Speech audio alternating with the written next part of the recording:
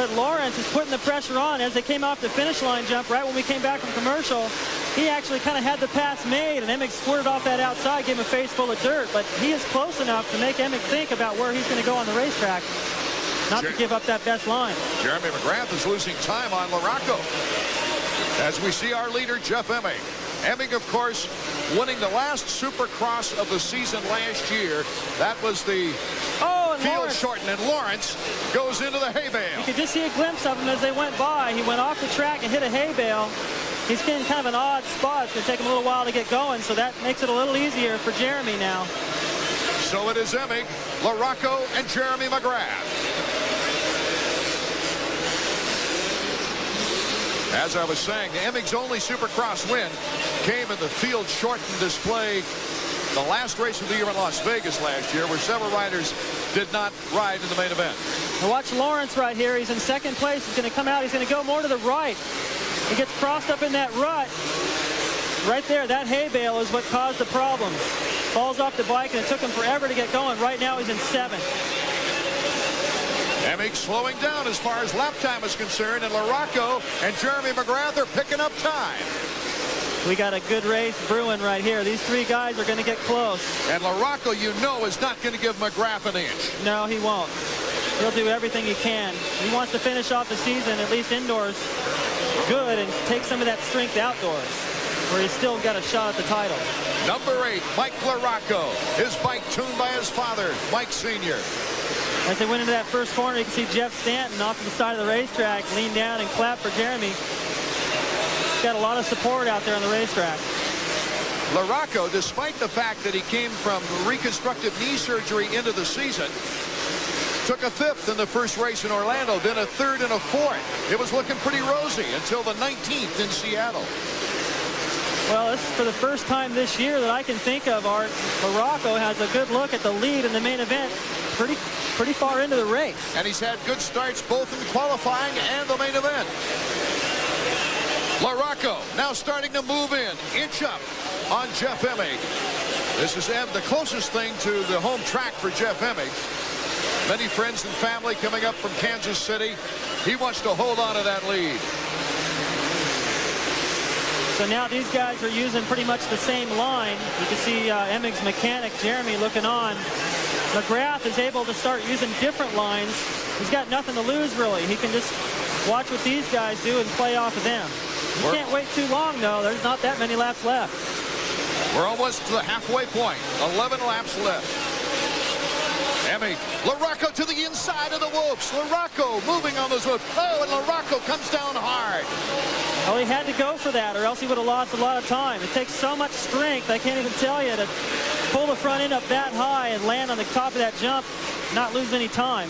58.3 the last lap. Yeah, they're starting to slow down just a little bit. They've been running 57s, now they're into 58s, and I think that's just the condition of the racetrack. Out in front, Jeff Emig, Mike LaRocco, and Jeremy McGrath, 1, 2, and 3.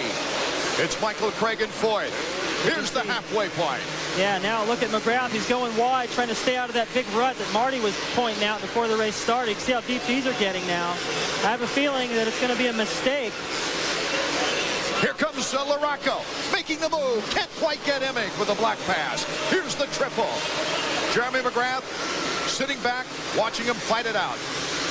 Well, he's being patient right here. Time is going to run out if he can't stay close. He's got to stay really close to these guys, or else they're not going to feel that presence anymore. Oh, LaRocco can sense his first victory of the 96 season. Now, this section coming up, LaRocco's been using the inside. I don't think he's close enough to Emig, though, to make a move. Jeremy's right there. A 1-2-3 battle in our 250 main. With a streak, one of the greatest in sports history, on the line. Watch Jeremy. He'll go to the outside and get a burst of speed coming off the corner. And he cuts in front of LaRocco. Jeremy McGrath brings the crowd to their feet. Holy mackerel. We're in St. Louis, aren't we? I can say that. Harry Carey. Look at LaRocco. He's got an excellent line coming off of that section. He gets Jeremy back briefly. Bar to bar. McGrath takes gets the advantage in the triple. LaRocco, he gets the block pass. Oh, what great infighting. That's what it's going to take. The guy that wants it the most right now is the guy that's going to win this race. They're all the same speed. They're all capable of the same things. The guy that wants it right now, I don't care how tired you are. You know that they're all feeling that they're getting winded a little bit. The track's getting tough. They're making mistakes, but you got to want it like that. Right there, it could have been over for LaRocco, but he went back in. Watch this. Cuts right back to the inside and goes right for Jeremy's front wheel. He's probably bummed they didn't take him out, to tell you the truth, Art. But Jeremy did a good job to keep it upright. I can tell you he's a little irritated with that. He's not going to let these guys boss him around much more. Fender to fender. Here comes Jeremy again. This is the last lap where LaRocco, watch what he does right here. He jumps all the way off. Good move. Over that little kicker on the end of that jump into the corner, makes up a lot of time. 8 laps remaining in this 250 main. Oh, look at the move. LaRocco and Emig going at it now. Coming through the whoops. Great move by LaRocco to the inside. And then the double jump by Emig to retake the lead.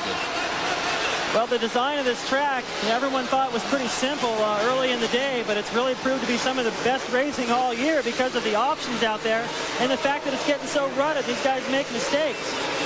Mike Craig is pulling up some space on the 3 leaders. Yeah, he's made up quite a bit of time.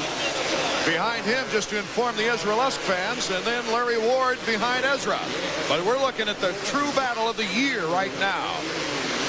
Jeremy still using that outside. He gets right up next to LaRocco, but he can't make anything happen. LaRocco controls the corner. Boy, you got to pick the right rut. Woo.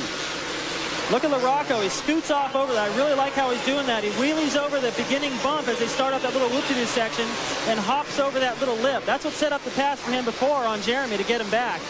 If he gets close enough, he can get Emig there. You know, Jeremy's being patient right now after putting the wheel up there and testing LaRocco. But time's running thin. Well, this is about the longest in a race, other than maybe Seattle, all year that Jeremy hasn't been in the lead yet. That's where he was challenged by Damon Huffman. And Damon Huffman was giving him a great battle until Huffman stalled on a corner. Emig, LaRocco, 2 and number 8, battling it out now as they come over the finish line jump. LaRocco right there. Emig looks over. He knows it. Jeremy using that outside still, but he's not nearly close enough like he was in the past few laps to get in there and make a move. Now watch LaRocco through this section. He'll wheelie the front wheel and hop over there. But Emig has the angle. No contact, just a good block pass.